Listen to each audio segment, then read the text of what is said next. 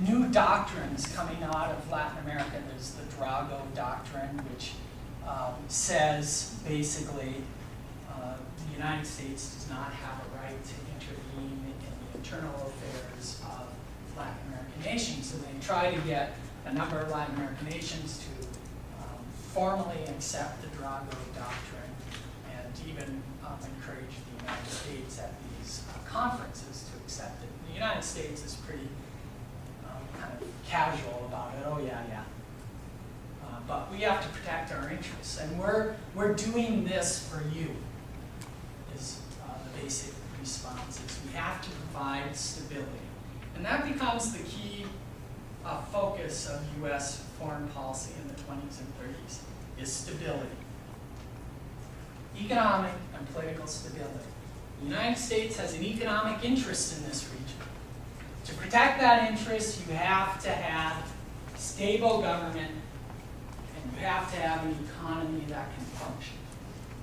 When I was in Belize years ago, a local told me that if you look at the two most stable, politically stable countries today in Central America, Costa Rica and Belize, they're the only two countries that the United States did not get involved in. Right, you'll see they're not listed. Is there any truth to that, or? Yes, Costa Rica was, but on the other hand, Costa Rica, Belize was British control for a while, and I'm not sure when the date they got their independence. I'm pretty sure Britain still controlled them during this period. And Costa Rica is very stable. There's an uprising. There's an overthrow of the government in 31 during this period, and the U.S. did threaten using troops. In fact, they sent the Navy towards Costa Rica. They didn't land troops. The Costa Ricans got everything together and said, okay, we're going to have elections within the year. They did, and they elected a new government, even though the old one had been overthrown, physically overthrown in a coup. So, yeah, Costa Rica, for me, it's the United States is really reacting to what's going on in Latin America, or Central America. And the Central Americans are, if you look at their practices, there's a frustration with change in government in Central America. Because elections, it appears, are controlled. Yeah, you have elections, but they're really controlled, picked in other ways. And so if you're not really, the system is not really reacting to the will of the people, the only way to change that is to overthrow the government. But then that means a declaration of instability by the United States, and then the United States comes down and gets involved. And Costa Rica doesn't have that situation, not nearly as much as the others. It's called Caudillismo, I think is the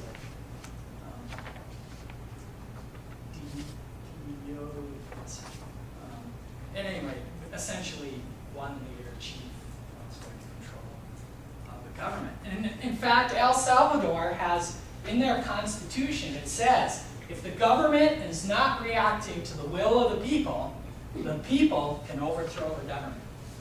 It's even in their constitution. So it's considered a fairly, I don't know, normal, but regular practice that this is a way to be involved in the politics of the region. And to the United States, it's just chaos, right? And we can't have that. So that's why you have a series of this involvement here. And the United States then, because of the criticism, so I guess the comment made is partially true, although I've switched it a little more. I think it's really the Costa Ricans who are controlling that, more than the United States just saying we're not going to get involved in. But yes, it does. Costa Rica has a long tradition of stability, and maybe these countries could have established stability, except the United States is getting involved all the time and changing things. Because there's an overthrow of the government, the people seem to have some support for the government, or they're not really given much of a chance because the United States then lands Marines or sends the Navy and says you have to change it. And there's a lot of criticism, there's heavy criticism of this among Latin Americans, as you can imagine. So in 1928, Hoover is elected 31st president of the United States.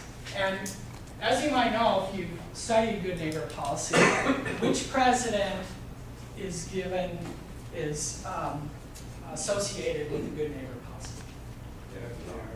Yes, Franklin Delano Roosevelt is. However, the groundwork is set by Herbert Hoover.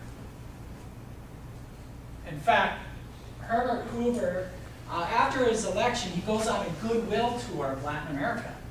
Because he recognizes this is a guy who was Secretary of Commerce, very successful businessman, and recognized the international financial connections to the region. And he knows there's growing discontent with the United States in the region, among the political leaders of the region. I mean, it's pretty extensive throughout the region. So he goes on a goodwill tour in 1928. Whoops.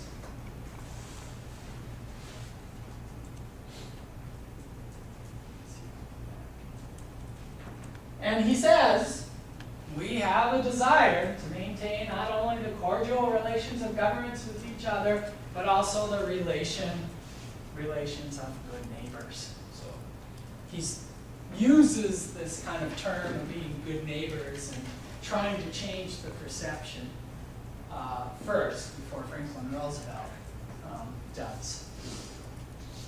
He goes on this goodwill tour, and he's trying to change this perception. And then he actually does things that seem like he's implementing that. And one of the more dramatic is the Clark Memorandum in 1930. And the Clark Memorandum was written by J. Reuben Clark, who was Undersecretary of State under Coolidge and eventually ambassador to Mexico. And he wrote this memo, thus memorandum. It's very clever of historians. On the Monroe Doctrine. Why the Monroe Doctrine? Why is he talking about the Monroe Doctrine, which was issued in 1823? It's the idea that the United States would keep Europe out of the Americas, including South America. Yeah.